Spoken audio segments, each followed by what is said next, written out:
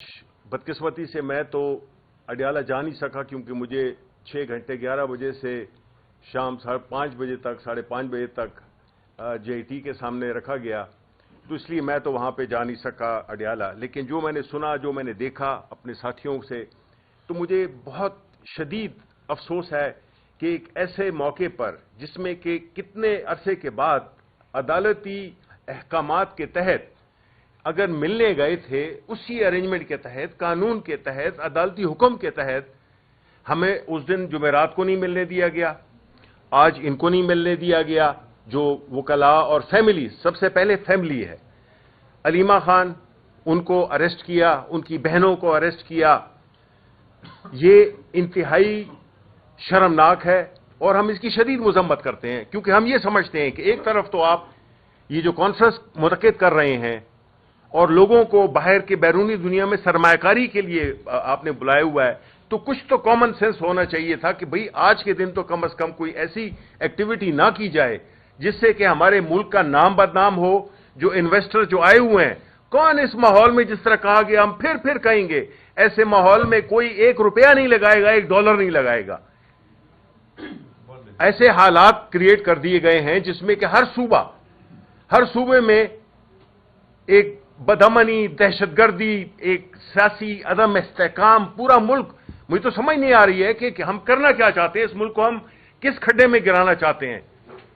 اور یہ تبھی ہوتا ہے جب آپ عوام کے حقیقی نمائندوں کو ان کا حق نہیں دیں، اور جو لائے جاتے ہیں وہ پھر عوام کا نہیں سوچتے، صرف انہی کا سوچتے ہیں جو انہیں لائے ہوتے ہیں، ان کا کوئی تعلق نہیں ہوتا عوام سے۔ اس لیے جو میجورٹی ادھر جو ایک جعلی حکومت بیٹھی ہوئی ہے، اس کا کام یہی ہے کہ وہ صرف ایک ایجنڈے کو پورا کرے، اور پاکستان کو جتنا بھی وہ معاشی طور پہ، سیاسی طور پہ، اخلاقی طور پہ انہوں نے نقصان پہنچایا ہے، جمہوری طور پہ جتنا نقصان پہنچایا ہے، وہ میرا نہیں خیال ہے کہ پاکستان کی تاریخ میں اس کی کوئی مثال ملتی ہے۔ یہ صورتحال مزید نہیں چل سکتی۔ یہ ہمارا ملک ہے، 25 کروڑ عوام کا ملک ہے، یہ کوئی چھوٹی سی کوئی بنانا ریپبلک نہیں ہے جس کو کہ بنا دیا گیا ہے بنانا ریپبلک۔ 25 کروڑ عوام معمولی بات نہیں ہے، ایک ایٹامک پاور، اس میں ہم اپنے لوگوں کو ایسے ڈیل کر رہے ہیں جیسے کہ ہمیں کوئی، جیسے اس ملک کے ہم دشمن ہو۔ صرف ہمارا کیا قصور ہے کہ ہم عمران خان کے ساتھ کھڑے ہوئے ہیں، اور عمران خان کے ساتھ کیوں کھڑے ہوئے ہیں؟ کیونکہ وہ آئین کی بات کرتا ہے، وہ قانون کی حکمرانی کی بات کرتا ہے، وہ اس ملک کے جو نوجوان نسل ہے اس کے روشن مستقبل کی بات کرتا ہے، وہ اس ملک کو اکٹھا کرنے کی بات کرتا ہے۔ اور جس طرح کہا گیا بالکل درست ہے کہ اگر ایک شخص ہے جو موجودہ حالات میں، جس میں کہ پاکستان کے جسے کہتے ہیں بقی ادھیڑے جا رہے ہیں، اس میں ایک ہی شخص ہے جو کہ عمران خان ہے، جو کہ ایک فیڈریشن کی پارٹی ہے، واحد پارٹی ہے جو کہ سارے صوبے میں اس کی نمائندگی ہے اور بھرپور نمائندگی ہے۔ اس کو جو ہے تو آپ نے باہر رکھا ہوا ہے سیاسی پورے ایک پروسیس سے، اور ایک جو چند وہ کرائے کے لوگ جو ملتے ہیں، وہ ان کو آپ نے بٹھا دیا ہے، جنہوں نے کہ اس ملک کا بیڑا غرق کیا ہے۔ یہ پچھلے جو 30 سال حکمران یہی لوگ رہے ہیں جو کہ آج ہیں۔ اس کے علاوہ آخری بات کہ میں نے ایک کنٹیمپٹ کی پٹیشن بھی کی ہوئی ہے، اور میں امید کرتا ہوں کہ دیکھیں عدالتوں میں اگر آپ کو اگر ہمیں انصاف نہیں مل رہا تو عام لوگوں کے ساتھ کیا ہو رہا ہوگا۔